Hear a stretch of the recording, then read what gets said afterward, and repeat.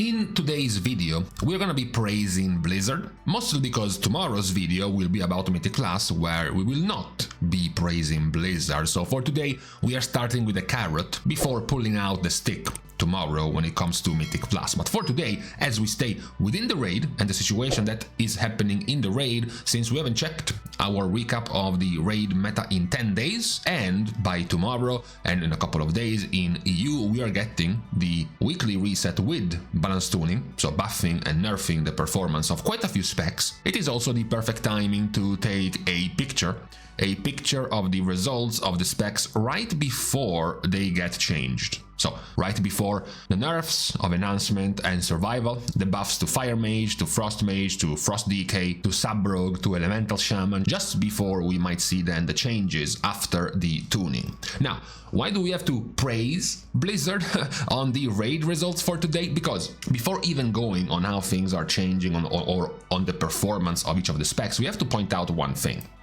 These are the top results right now.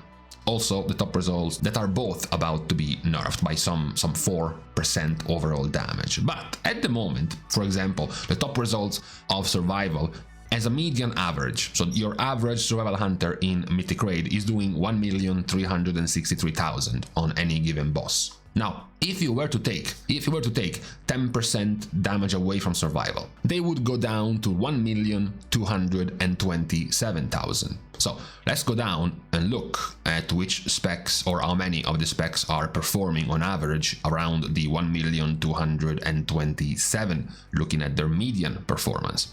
The result is that there are none. If we exclude, of course, augmentation, not a single spec is below 10% average of the top spec right now. In fact, they are not even below the 9% average with Fire Mage and even with Feral Druid. They are closer, in fact, to an 8% gap from the top to the bottom.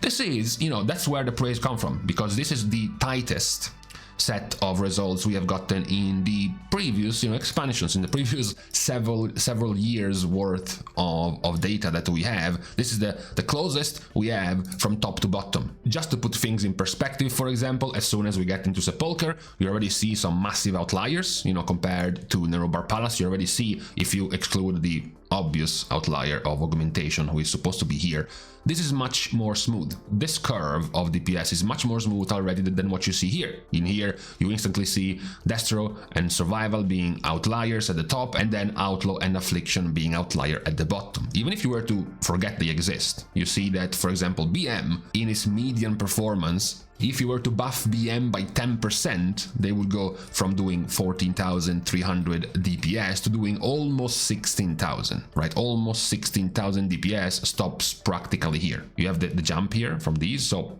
they would be below 10% damage than, for example, 4 different specs. And that includes BM, it includes Arcane Mage, as well as these 2 bottom specs right here. Same can be said for Vault of the Incarnates, where the top 2 were Shadow and Subtlety. Subtlety is at 88,000, so if you get 10% nerf, if you see how many specs are within 10% damage of the top spec, Sub, you would have to go down to about 80,000, which is about here, this gap right here. And then you have multiple specs, 4 or 5 specs below the 10% gap, then the specs at the top. Then you have Aberrus, which was the second closest in terms of balance compared to what we have now in the War Within in the past few tiers, where, for example, the top one, Arcane Mage, was at 122,000. So nerfing Arcane Mage by 10% would put them at 110,000 damage, which is about this level. So it's still quite close to get all of the specs within 10% damage. And then you finish with the newest raid tier of the last expansion, Amirjasil, where the top was Demo with 235,000 DPS. That would be 212,000 if they were nerfed. So 212,000 if they were nerfed, that's how bad it is. It's basically stopping here. This gap from Enhancement and Elemental is already a 10% gap from the top. Even if you exclude the outlier of Demo and you look at the next best thing, Sub and Havoc in Amirjasil, you nerf Sub by 10%, 228,000, goes down to about 205,000. So it goes down to about here already. this gap right here, and you still have about 6 specs without counting augmentation further below than 10% damage of sub. So that's how close we are right now in Nerubar Palace, where most of the specs are actually within 9% or less damage of each other.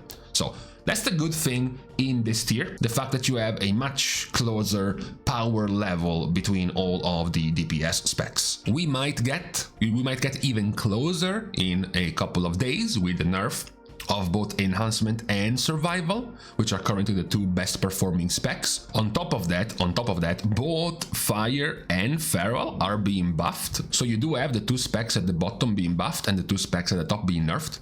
So maybe we even get a shrinkage of the gap from top to bottom in just a couple of days. And then, for those who are curious, yes, actually the healing also behaves in a very similar way to what we have just seen in the DPS, because at the time being, for example, the best performer on average is still Preservation Evoker at 1.42 million HPS, and the worst performer at the moment is Holy Priest and Discipline Priest at around 1.3 million. So there is about a 120,000 HPS gap from top to bottom, which is less than 10%. It's about, 8% HPS different from preservation to the bottom 2 healers. And what we have mentioned recently often enough, a much smaller gap between the top 5 healers. It's closer to like a 5% gap for the top 5 healers. This is not the same, of course, when you look at the results in other raid tiers. We don't even have to run the numbers to see the gap between top and bottom here. It's over 30%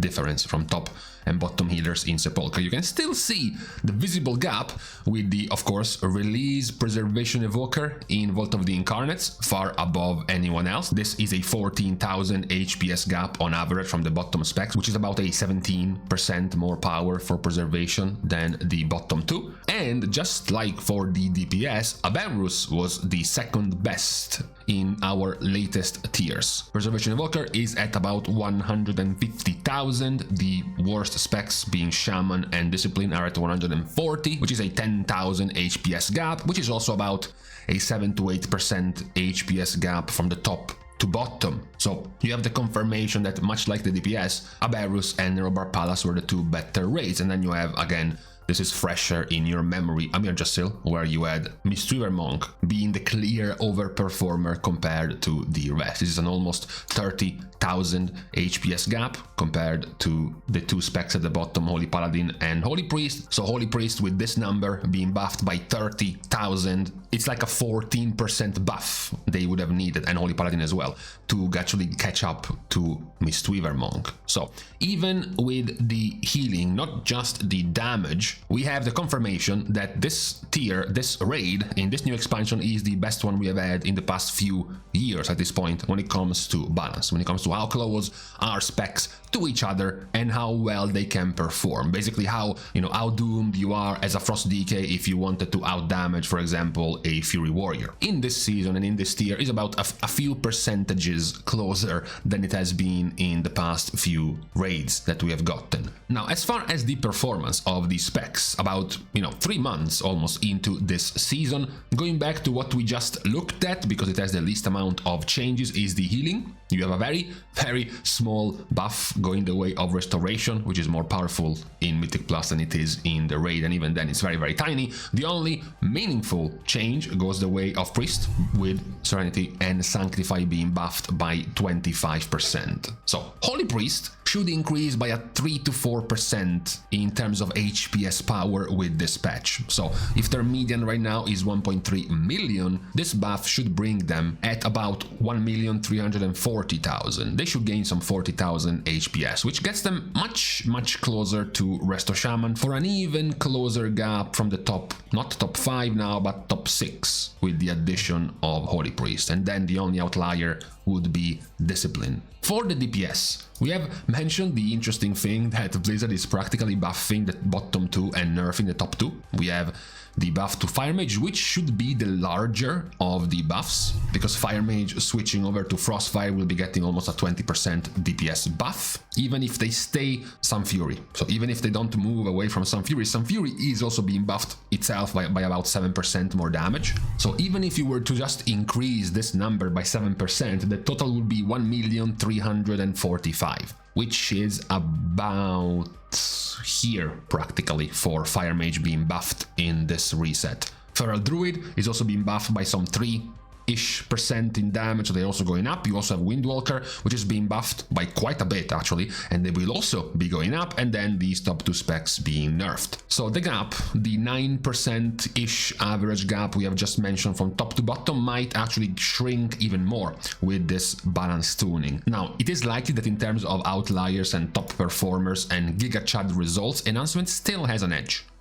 You know, because Enhancement getting nerfed by some 4% in damage, that should still allow them to stay at the top, simply because of how far ahead they were for the top end of results. The one that will go back down more towards mediocrity is, of course, Survival, because their nerf is some 60,000 DPS nerf, so they would go down to 1,500,000, which is basically here.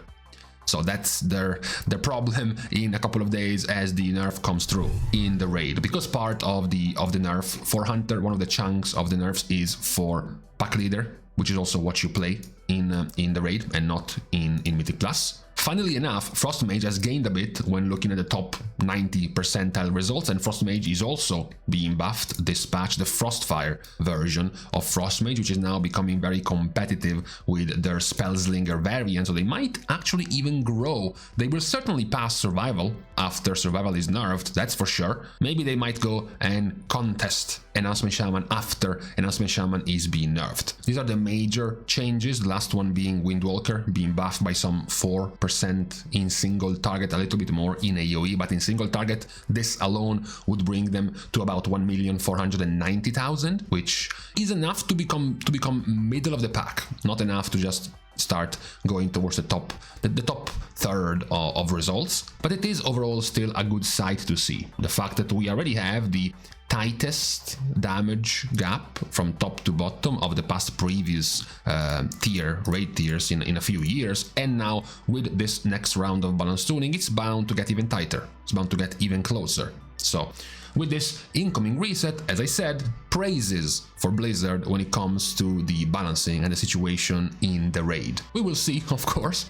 We will see then tomorrow just how many of the praises we will be giving out when it comes to the state of Mythic Plus. But for now, on this Monday, this was the raid recap after our latest one being 10 days ago and right before the reset that will bring us the balance tuning patch for 11.0.5. So with this out of the way, it is now time to leave each other on this Monday. Thanks, of course, as usual, for everyone who has watched this video, together with, of course, supporting completely for free by liking and commenting down below, as well as subscribing to the channel itself. Now, with these things out of the way, thank you guys again for watching. See you guys tomorrow, and in the meantime, I hate it when I start browsing the internet just, to get settled on my PC, and then it's 5 hours later and I'm still there.